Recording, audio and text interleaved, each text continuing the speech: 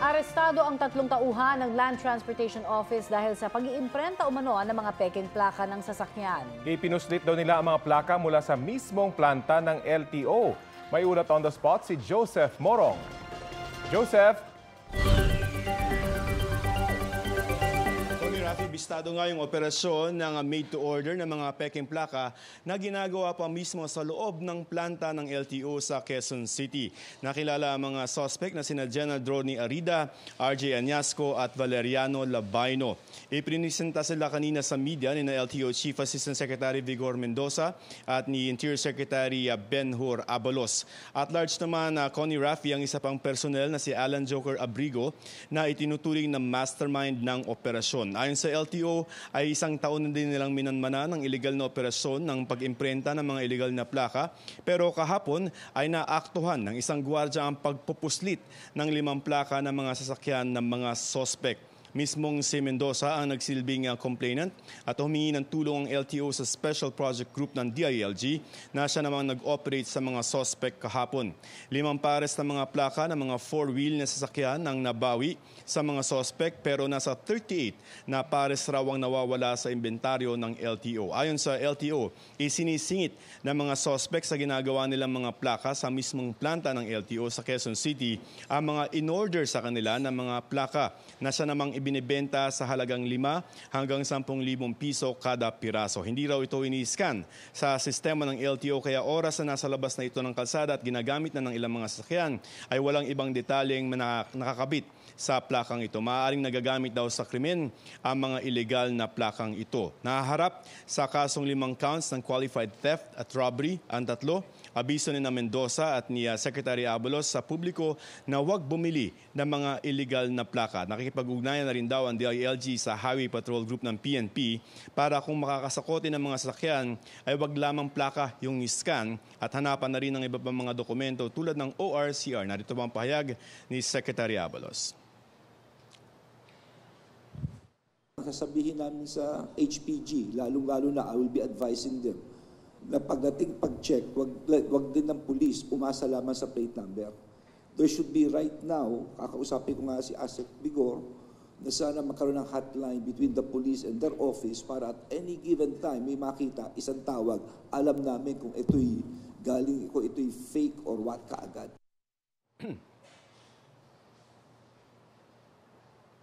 Connie Raffi, inimbestigahan na ng LTO kung gaano kalawak itong modus operandi na ito at kung sino pa at gaano katagal nang nangyayari itong racket na ito sa loob mismo ng LTO. Connie Raffi? Joseph, anong mangyayari dito sa mga tauhan ng empleyado ng LTO? At again, yun nga, nabanggit mo, titinan kung mas malawak pa ito at kung mas marami ba bang empleyado or official man ng LTO na involved?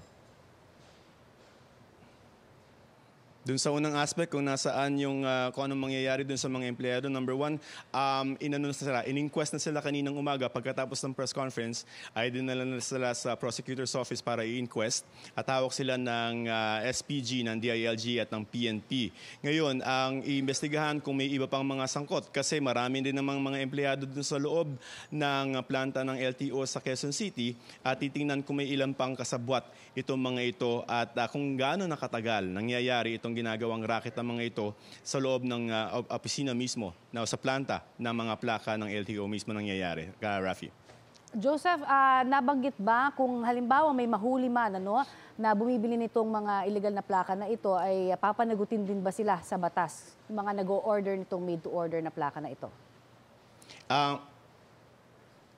Oo, yung mga kumuha ng mga illegal na plaka, pag nahuli na trace, yung mga yan, ang sabi ng LTO ay posibleng sumabit yung mga bumibili naman ng mga peking plaka nung paglabag sa anti-fencing law. Ito yung pagbili ng mga gamit na galing sa nakaw, Connie. So, hindi lamang itong mga empleyado o mga personnel ng LTO ang sasabit, kahit yung mga bumibili ay meron ding maaaring makaharap ng kaso o reklamo galing sa LTO dahil dyan sa operasyon na yan, Connie. Maraming salamat, Joseph Morong. Dalawang motorbangka ang lumubog sa dagat na sakop ng Araceli, Palawan. Sa panayam ng PDRRMO sa Super Radio Palawan, naunang lumubog dahil sa malakas na alon ang isang bangka na may sakay na 4 na mangingisda. Agad naman silang nailigtas. Samantala, sa pangalawang bangka na lumubog, nawawala pa rin ang 7 sakay. Galing ito ng isla ng Kalandaga na patungo sana sa mainland ng Araceli. Patuloy ang search and rescue operations ng lokal na pamahalaan at ng Philippine Coast Guard.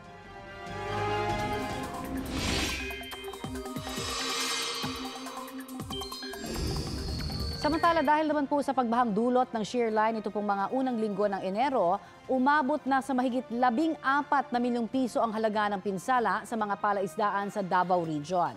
Sa panayam ng Super Radio Davao sa BFAR Region 11, kabilang po sa mga matinding tinamaan ang Davao Oriental, Davao de Oro at Davao City. Aabot daw sa 91.26 hectares ng palaisdaan ng tilapia, bangus at hito ang nasira.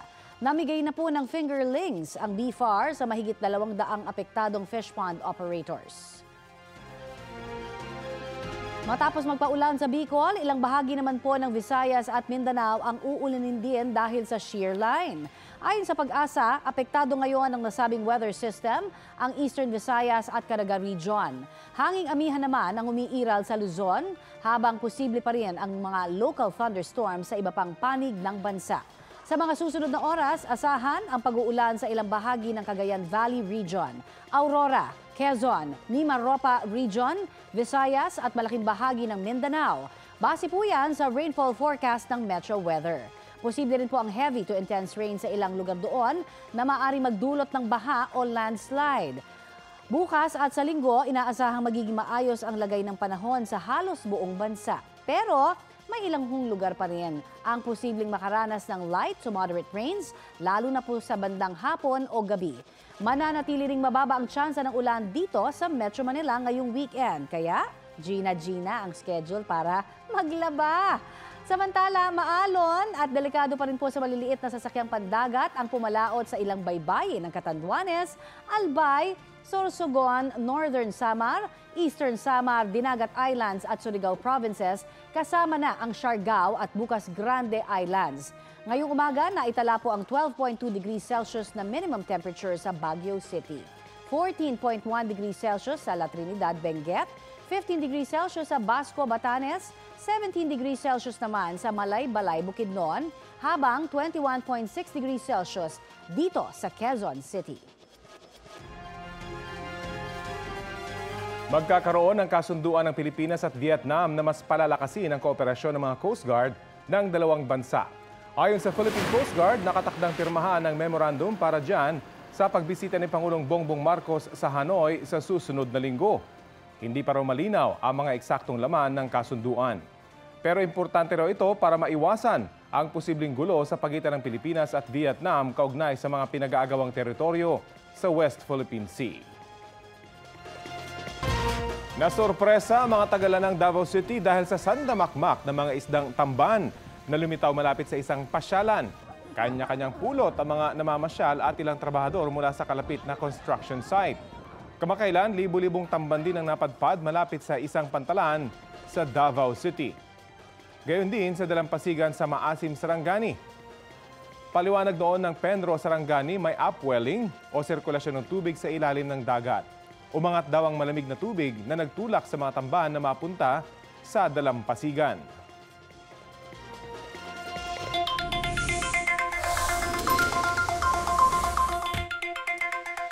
Umaabot na raw sa 75 pesos ang kada kilo ng bigas sa ilang pamilihan sa Bicol. Ayon sa ilang grupo, hindi raw ramdam ang sinasabing solusyon ng Department of Agriculture sa pagpapababa ng presyo ng bigas. Balitang hatid ni Bernadette Reyes.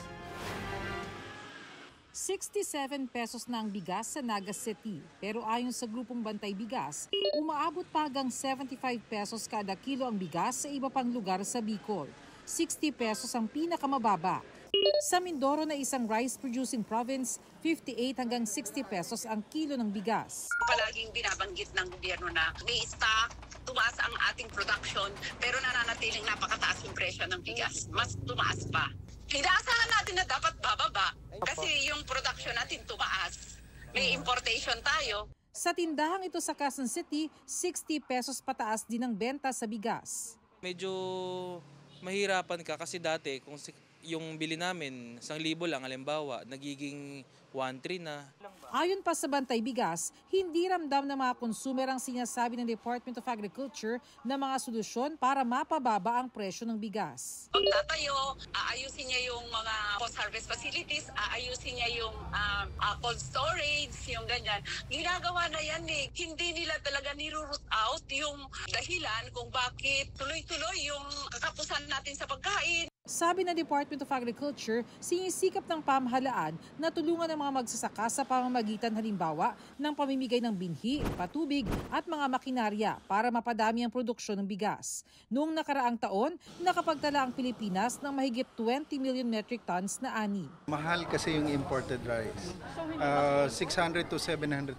Ang mandate ng DA is really to have more productivity sa farms natin. Pataasin yung local production ng palay. Ayon sa Department of Agriculture, dahil sa epekto ng El Nino, maaaring bumaba ang produksyon ng bigas ngayong taon. Pero gumagawa raw ng mga paraan ng pamahalaan para masigurong may sapat ang supply ng bigas sa bansa. We're talking with Vietnam para do sa 5-year framework agreement. But we are also diversifying yung sources ng bigas beyond Vietnam and our neighbors. Pati canned sardines na isa sana sa mga abot kayang pang-ulam, nagmahal na rin.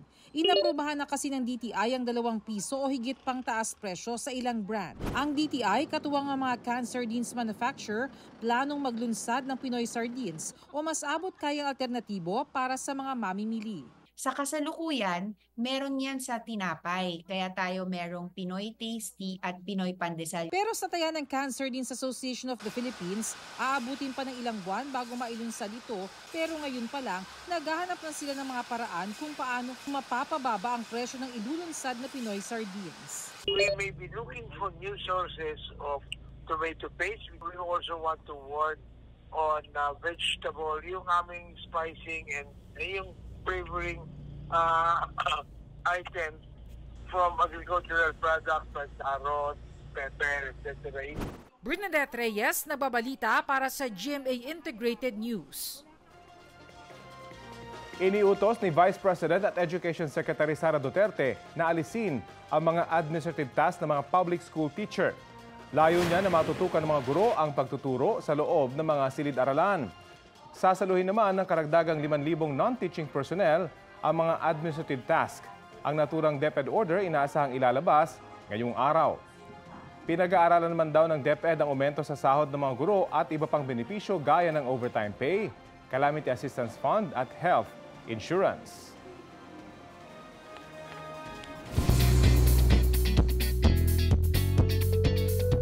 Happy Friday na mga mare at pare! Narito na ang latest sa ilang Kapuso Stars. Please don't let me go. Take me to the river. I need you to know. Sa mga gustong ma-experience o balikan ang concert ng Queendom Divas, ito na ang chance niyong masaksihan ang powerful performances ng Kapuso homegrown artists. Mapapanood na kasi mamayang gabi ang Queendom Live, the TV special, 9:35 p.m. sa GMA Network. Sa mga Kapuso abroad, mapapanood naman yan sa January 28 sa GMA Pinoy TV. Mapapanood naman bukas sa episode ng Magpakailanman ang Sparkle Star na si Jeric Gonzalez. Pagbibidahan niya ang episode tungkol kay Luis Abad na isang bulag na pianista. Abangan yan bukas 8:15 p.m. sa GMA. Ito na ang mabibilis na balita.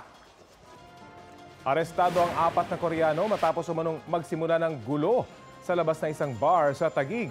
Inawat daw ng gwardya ang 4 pero hindi napigilan kaya tumawag na siya ng mga pulis. Nang dalhin na sila sa presinto, napag-alamang magkakakilala at magkakasamang uminom ang 4.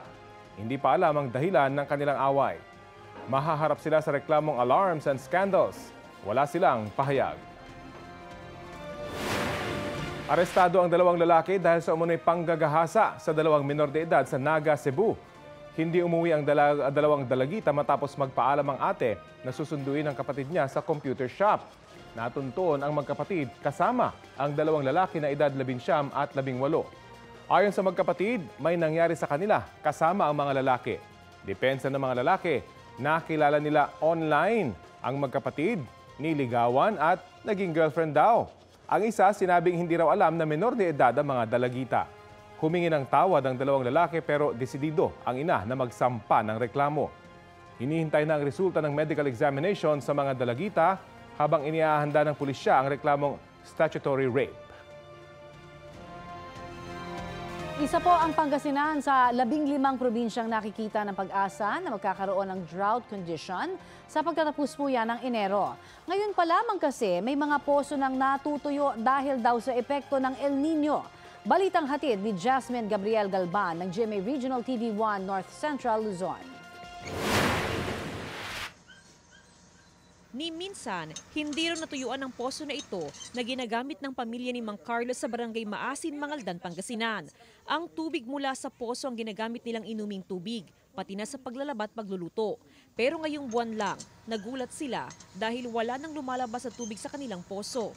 Maging ang poso ng kanilang kapitbahay, hinala nila, epekto ito ng nararanasang El Nino. Malaking perwisyo sa amin kasi yun doon kami kumukuha ng inumin namin. Dahil walang tubig sa poso, nakikigib na lang muna sila sa iba pang kapitbahay na may koneksyon sa Mangaldan Water District. Sa ngayon, wala namang nakikitang problema ang lokal na pamahalaan. Maliit na porsyento lamang ang nakadepende sa poso o deep well. Karamihan kasi sa mga kabahayan, meron ng koneksyon ng tubig mula sa Water District, habang ang ilan naman ay may sariling water source. Nakikipag-ugnayan din ng LGU sa Water District para matulungang makabitan ng tubig ang mga nasa malalayong lugar. Sabi ng Mangaldan Water District, kahit may El Nino, wala raw silang magiging problema sa supply dahil may mga karagdagang pumping station na binubuksan. Kung hindi naman po pumping station, baka sakaling yung tangke, sarili nilang tangke. Actually, yung target ng Water District for the next 10 years is lahat ng barangay. Mula sa GMA Regional TV 1 North Central Luzon, Jasmine Gabriel Galban, nagbabalita para sa GMA Integrated News. Isinagawa po ngayon ang solemn declaration bilang International Shrine ng Antipolo Cathedral. Detalye po tayo sa ulat on the spot ni Ian Cruz. Ian? Yes, Connie, sa mga sandaling ito ay nagpapatuloy pa rin yung ginaganap na misa dito sa Antipolo Cathedral. At Connie, hindi lamang doon sa loob ng katedral, punong-puno ng tao, marami ring tao dito sa labas ng katedral dahil nga maraming deboto ang narito na dumalo sa solemn declaration para sa pagiging international shrine ng Antipolo Cathedral. Pinangunahan nga ng Papal Nuncio na si Archbishop Charles John Brown at mga obispo ang pagpuputong ng korona sa imahen ng Our Lady of Peace and Good Voyage. Isa rin sa okasyon ang mga opisyal ng Rizal at Antipolo. Narito rin si First Lady Liza Araneta Marcos. Sa loob ng katedral, binasa pa ang decree mula sa Vatican na nagdedeklara sa Antipolo Cathedral bilang International Shrine. Maaga pa lang malafiesta na dito sa Antipolo dahil sa Drum and Lyre Band Parade na umikot sa ilang bahagi ng syudad.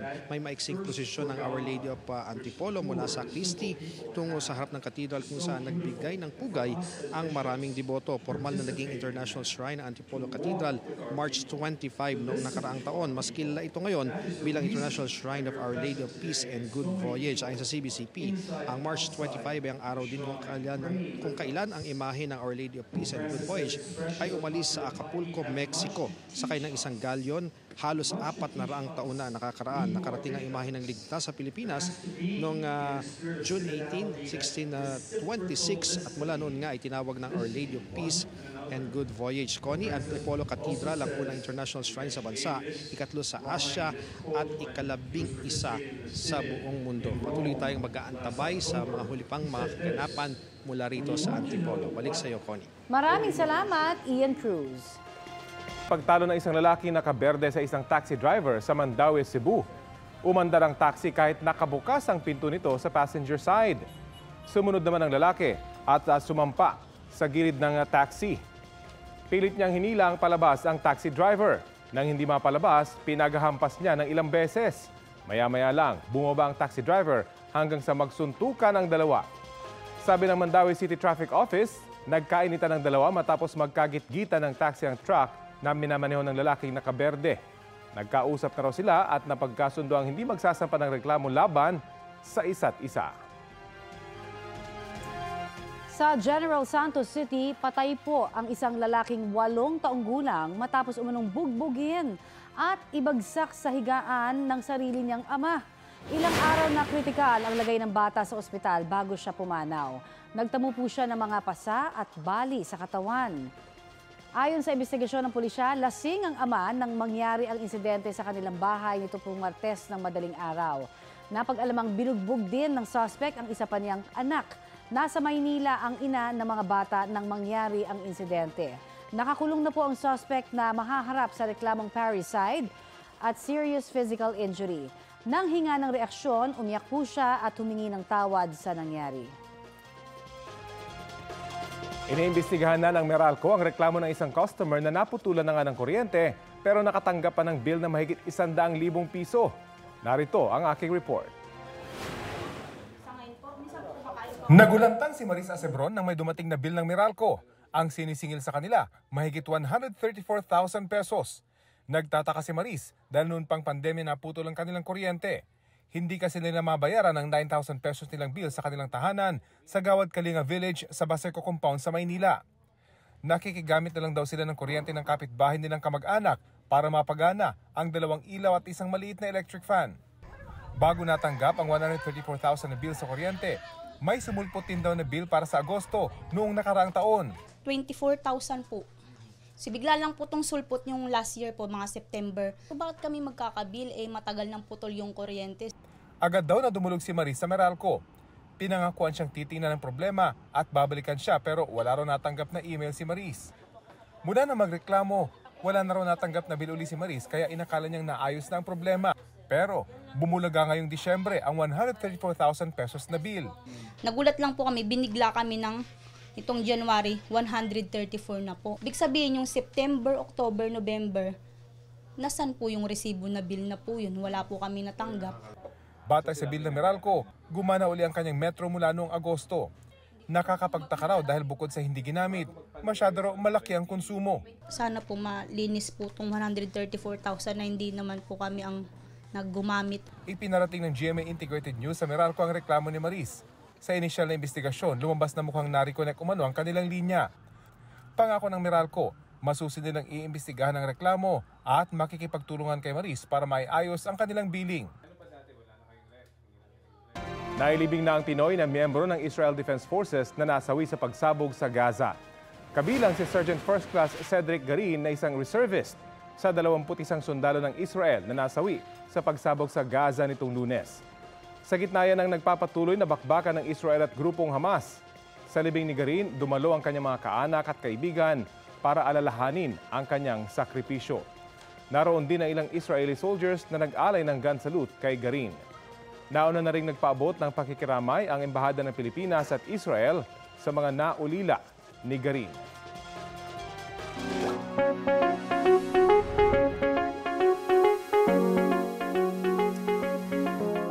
So, ingat po tayo sa kagat ng aso na minsan ay nakakamatay. Sa Moises Badilla, Negros Occidental, patay po ang isang batang lalaki dahil umano sa rabies. Sa monitoring ng Health Office ng probinsya, nasawi ang isang taong gulang na bata, 1 buwan, matapos siyang makagat ng aso. Inaalam pa nila kung positibo ang bata sa rabies. Sa tala ng Department of Health itong 2023, 6 ang namatay sa Negros Occidental dahil sa rabies. Dati nang ipinapaalala ng DOH na kapag nakagat ng aso, dapat hugasan agad ang sugat ng running water at sabon. Kumonsulta sa doktor o pumunta sa pinakamalapit na Animal Bite Treatment Center at obserbahan ang aso sa susunod na 14 na araw. Kung hindi maobserbahan dahil asong gala, maigi raw na magpatingin agad sa doktor. Si House Speaker Martin Romualdez ang itinuturo ni dating Speaker at Davao del Norte Representative Pantaleon Alvarez na nasa likod umano ng People's Initiative. Sabi ni Alvarez, may nakalap na siyang ebidensya tungkol sa pagpapapirma kapalit umano ng ayuda. Gagamitin daw niya ang mga ito para sa petisyong plano niyang ihain kontra People's Initiative. Kumbinsido rin si Senate Minority Leader Coco Pimentel na may kinalaman si Romualdez sa People's Initiative. Una nang iginit ni Romualdez na hindi siya ang nag-utos sa People's Initiative. Kahapon, sumulat si Romualdez kay Senate President Juan Miguel Zubiri kung saan pinagtibay niya ang suporta sa Constituent Assembly na isinusulong ng Senado. Hinihintay na lang daw niyang aprobahan ng Senado ang inihain nilang resolution in both houses 6 kung saan nakasaad ang economic provisions sa konstitusyon na gustong amyandahan para i-adopt ng Kamara. Handa rin daw sumuporta ang Kamara kung may ibang People's Initiative na isusulong ang Senado. Sinusubukan pang kunin ang pahayag ni Zubiri tungkol sa sulat.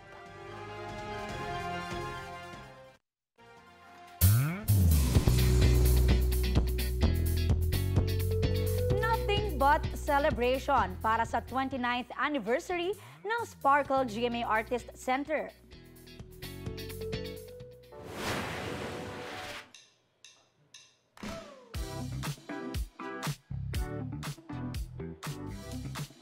Fresh at dashing ang Sparkle Love Team sa kanilang Kapuso profile shoots hatid ng GMA Digital Media Production.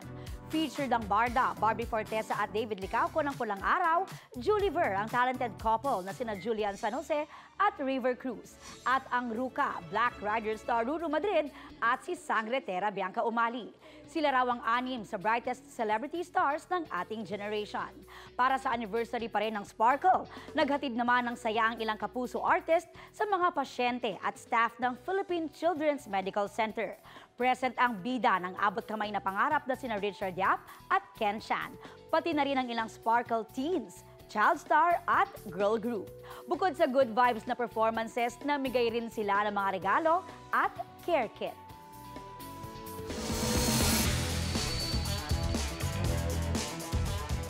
Star-studded ang 41-player pool ng Team USA Basketball para sa 2024 Paris Olympics. Kasama riyan ang mga NBA champion na sina LeBron James, Stephen Curry, Kevin Durant, Kyrie Irving at Anthony Davis. Ang Golden State Warriors coach na si Steve Kerr naman ang kanilang magiging head coach. Mula sa 41 players, pipili ng 12 para sa final lineup ng koponan. Noong huling Olympics sa Tokyo, Japan, Team USA ang nagkampiyon sa basketball. 4th place naman sila sa World Cup noong 2023. Sa July 26 hanggang August 11 ang Paris Olympics.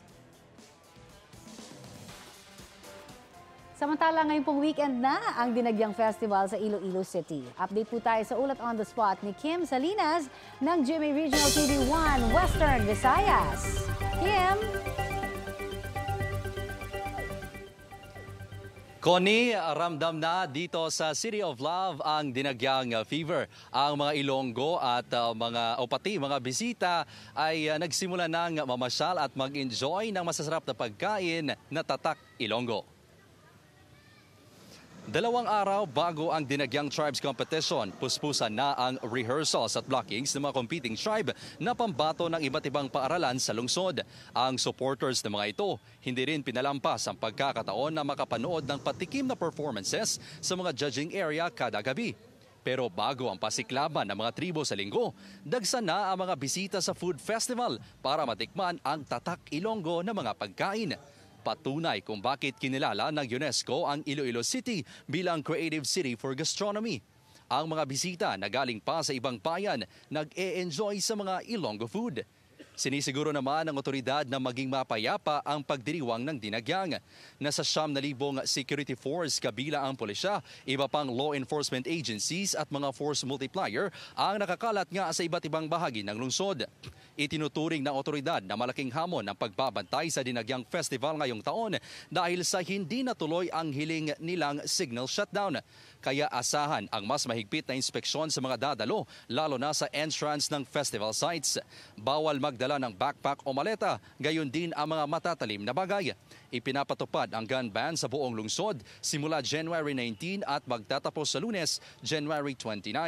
Samantala, dumating na ang replika ng imahe ni Senyor Santo Niño de Cebu noong Miyerkules at agad itilibot ito sa iba't ibang bahagi ng lungsod. Mamayang hapon, isasagawa ang fluvial at solemn foot procession. Alas 12 ng tanghali, sisimulan ang pagpapasakay sa mga bangka sa Parola Wharf. Ngayong taon, 50% lang sa kapasidad ng fiber boat ang pwedeng sumakay. May gaganaping ritual pagdating sa Mulyaluni Street bago sisimulan ang solemn foot procession patungong Isnart, JM Plaza, pabalik sa San Jose Parish Placer. Pakiusap ng mga organizers sa mga makikisaya, huwag sanang maging pasaway. Sa fluvial, kung hindi kita makasakay, hindi lang kita mangakig, no? Kaya limited lang gid ang aton nga fiber boat. Kay ang subong sang Coast Guard, no ticket, no boarding. I want to assure everyone that the Philippine National Police, along with our counterpart in other law enforcement services, is fully prepared and ready to fulfill our duty in maintaining peace, order, and public safety throughout this momentous occasion.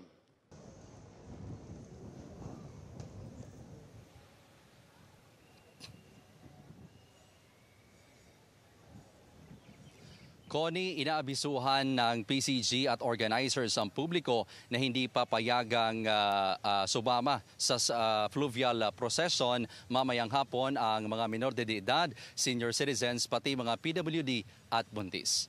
Yan ang pinakasariwang balita mula rito sa Iloilo City. Connie? Maraming salamat, Kim Salinas ng GMA Regional TV 1, Western Visayas. Mabibilis na balita po tayo. May magkaibigang dead on the spot sa Del Gallego, Camarines Sur matapos sumalpok sa railing ng Andayam Highway ang sinasakyan nilang motorsiklo. Nagtamo sila ng matinding sugat sa ulo. Ayon sa pulisya, pauwi na sana ang dalawa galing outing. Posible raw matuloy ng takbo nila sa pababa at pakurbang bahagi ng highway. Kaya hindi na kontrol ng driver ang manibela at sumalpok sa railing. Nahulog naman sa bangin sa Bulan, Sorsogon ang isang truck na may kargang mga mangga. Ayon sa pulisya, iniwasan ng truck driver ang isang naglalakad na estudyante. Nasa 10 metro ang lalim ng bangin kung saan nahulog ang truck. Ligtas naman ang driver at kasama niya na may minor injury. Samantala, bistado ang illegal daw na pagbibenta ng lupa ng isang kumpanya matapos ireklamo ng Department of Human Settlements and Urban Development. 4 ang arestado. Balitang hatid ni John Consulta. Pagkatanggap ng mark money mula sa kanilang undercover agent, pinasok na ng NBI Cavite North District Office ang opisina ng target ng kanilang operasyon sa Alfonso, Cavite.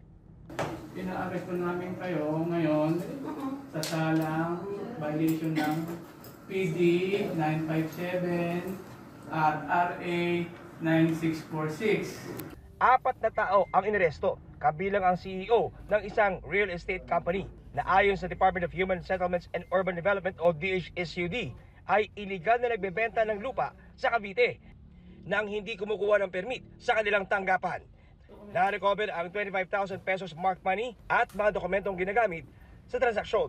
Nagbebenta ng subdivision lots ng walang kaukulang mga clearances, registration at licenses. Pati na yung mga real estate practitioners na walang mga kaukulang registration coming from the PRC. Yung ibinayad na pauna ng mga buyers ng lots, yun ang ginagawa nila para i-develop yung project, which should not be the case. May proyektong residential farm daw sa Alfonso, Cavite ang kumpanya. Ilang ektarya na raw ang naibenta at 2 lote na lang ang natitira. Meron din daw mga proyekto ang kumpanya sa Siargao, Tagaytay at iba pang probinsya. Tumanggi magbigay ng payag ang mga inaresto na nakaharap ngayon sa patong-patong na kaso. Pinailan po natin sila ng violation ng PD 957 at saka yung RA 9646, yung tinatawag na RESA law. At ito po ay may parusang hanggang 10 taong pagkabilanggo. Nagpapakilala sila na meron silang power or authority na magbenta ng mga lupa when in fact wala naman ho silang ganon. John Consulta, nagbabalita para sa GMA Integrated News.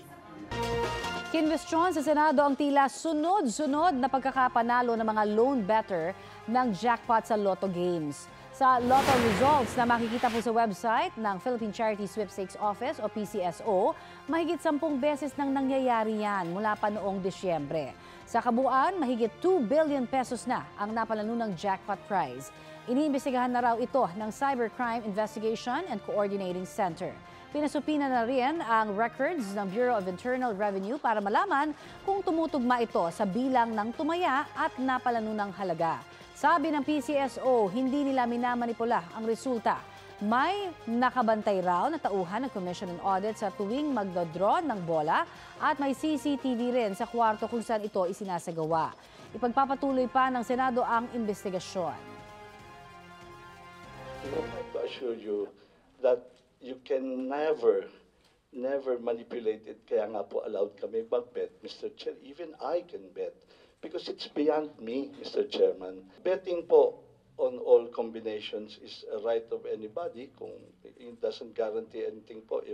Kung assuming somebody betted on all the combinations, which is allowed naman po, if you can, it doesn't even guarantee you that you will get the jackpot by yourself.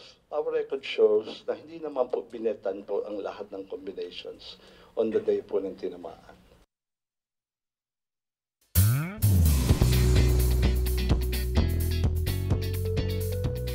Mga mare, tapos na ang Pasko pero season of giving pa rin para kay Asia's multimedia star Alden Richards. May pa-Thanksgiving party si Alden kahapon para sa mga sumusuporta sa kanyang career. Kabilang sa mga dumalo sina GMA Network Senior Vice President Attorney Annette Gozon Valdez at Sparkle Vice President Joy Marcelo. Chika ng Kapuso Star sa inyong kumare, wala raw Alden Richards kung walang tumulong sa kanya sa nakalipas na 13 taon. Not by myself. I owe it to the people behind me, the people that has been there for me unconditionally in these past years. Ngayong 2024, marami pa raw aabangan sa Asia's multimedia star. Soon ipapalabas na ang kanyang first ever movie bilang direktor. Kaabang-abang din ang pinagbibidahan niyang upcoming mega series na Pulang Araw, kasama sina Barbie Forteza, David Licauco at Sanya Lopez. This is a legacy project. This is a tribute to all the people who have sacrificed their lives and their lifetime to bring us freedom. Beep beep, na abiso po sa mga motorista, may nakaamba na naman pong oil price hike sa susunod na linggo. Ayon po sa Department of Energy, madaragdagan ng hanggang 2 pesos and 10 centavos ang kada litro ng gasolina simula January 30. Hanggang 85 centavos naman para sa diesel. Sakaling ipatupad niyan na ang ika-4 na sunod na linggo ng price hike sa diesel at gasolina ngayong pong taon. May taas presyo rin ang kerosene ng hanggang 30 centavos kada litro. Posible pang magbago ang mga numero dahil hindi pa tapos ang trading week. Dahil daw ang price hike sa iba't ibang aktibidad sa international oil market. Mga upos ng sigarilyo ang nangungunang basurang itinatapon sa mga kalsada ng Metro Manila. Batay po yan sa Anti-Littering Apprehension Report ng MMDA noong isang taon. 79% ng mga nahuling lumabag sa anti-littering law ang nagtapon ng upos ng sigarilyo. Pangalawa naman ang papel at kasunod ang balat ng candy. Ayon sa MMDA, bumabara sa drainage at daluyan ng tubig ang mga basurang ito na nagdudulot ng pagbaha. Kaya dapat maging responsable at magtapon lamang sa tamang lagayan. Paalala ng MMDA, ang mga lalabag sa anti-littering law ay may multang 500 pesos hanggang 1,000 pesos o kaya ay may parusang community service. Muling binubuhay ang plano para sa rehabilitasyon ng Ilog Pasig na naging mahalaga sa paglalakbay at pangangalakal noon. Paano ito maisa sa katuparan? Alamin po yan sa Balitang Hatid ni Mariz Umali.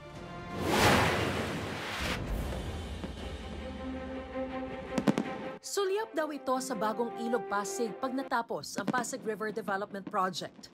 Ang bahagi ng tabing ilog sa likod ng makasaysayang Manila Post Office, pinaganda para ika nga Aesthetic. Showcase area pa lang ito ng mas mahabang Pasig River Esplanade na planong patayuan ng mga parke o pasyalan, pati ng mas maayos na mga ferry station para sa mga commuter.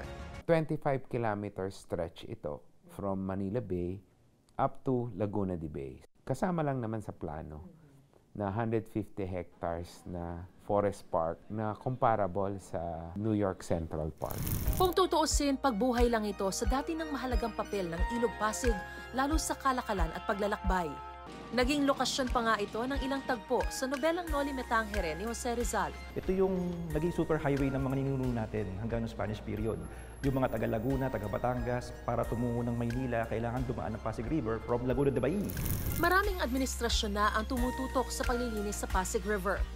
Pero para lalong mapalawak ngayon ang plano para sa ilog, libu-libong nakatira sa tabi nito ang kailangang i-relocate sa dalawang housing sites na natukoy na ng Department of Human Settlements and Urban Development. Ang pagtira po sa riverbanks, pagtira po sa easement, also makes our citizens be living in what we call danger areas. Mahabang proseso kaya laging tanong, kakayanin ba? Ang rivers scene sa Paris, na dati rin naman na-declare biologically dead, pero na-revive nila. Ngayon nagagamit as tourist attraction, mode of transportation. Sa buong mundo, maraming ilog na ang namatay pero binuhay. Kabilang ang isang kinailangang alisan ng mga takip na kalsada sa South Korea. At di na kailangan lumayo dahil may matututunan sa Iloilo River na barado noon ng mga basura, bahay at estruktura. Pero ngayon, may 10 kilometrong parke sa gilid. 10 taon ang ginugol para sa proyektong tinuloy-tuloy sa ilalim ng 3 alkalde ng lungsod. Ibig sabihin, hindi na itali sa limitadong termino ng nasa pwesto. Bagamat hindi kasama sa plano, magandang pag-isipan pa rin daw ng pamahalaan na magkaroon ng legislation o maisabatas ang rehabilitasyon ng Pasig River para masiguro ang pagpapatuloy sa proyekto sakaling hindi ito matapos sa kasalukuyang administrasyon. Mariz Umali nagbabalita para sa GMA Integrated News. Pero malamig din po dahil sa amihan. Kaya kamustahin na po natin ang magiging lagay ng panahon ngayong weekend. Nakasalang po sa Balitang Hali si Alzar Aurelio, weather specialist ng Pag-asa. Magandang umaga po at welcome po sa Balitang Hali.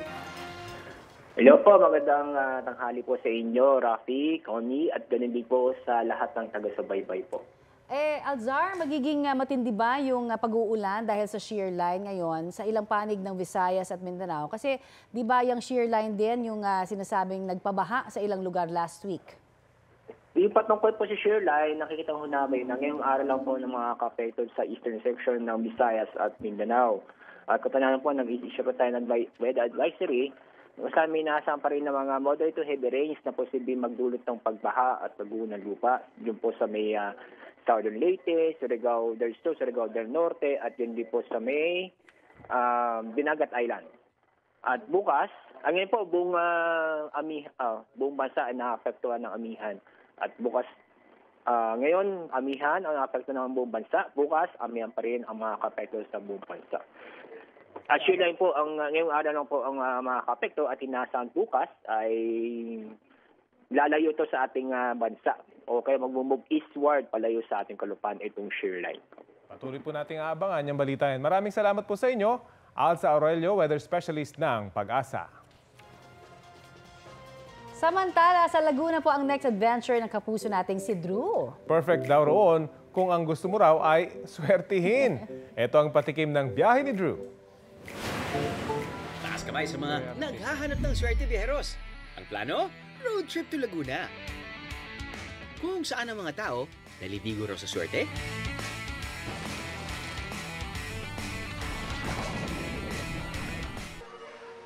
Ang swimming pool na ito, mahiwaga po talaga. Ako po si Silso, malakas na uli. Aahon na uli ako ng bundok. Yung iba po na paniniwala sa bago po sila tumalon, nagdadasal po muna sila.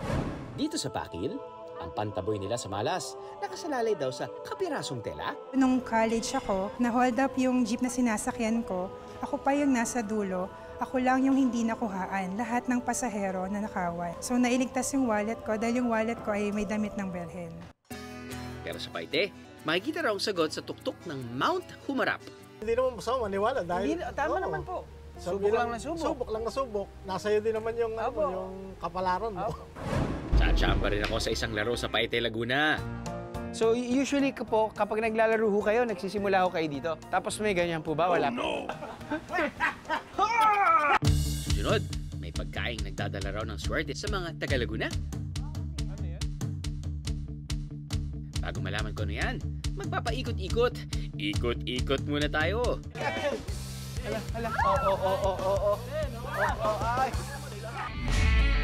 Umuulan ng swerte sa Laguna, Bieros.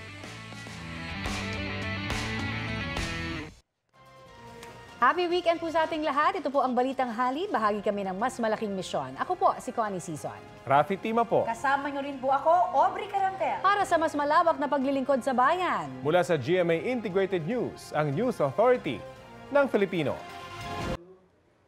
Kapuso, alamin ang maiinit na balita. Bisitahin at mag-subscribe sa GMA Integrated News sa YouTube. Sa mga kapuso abroad, samahan nyo kami sa GMA Pinoy TV at sa www.gmanews.tv.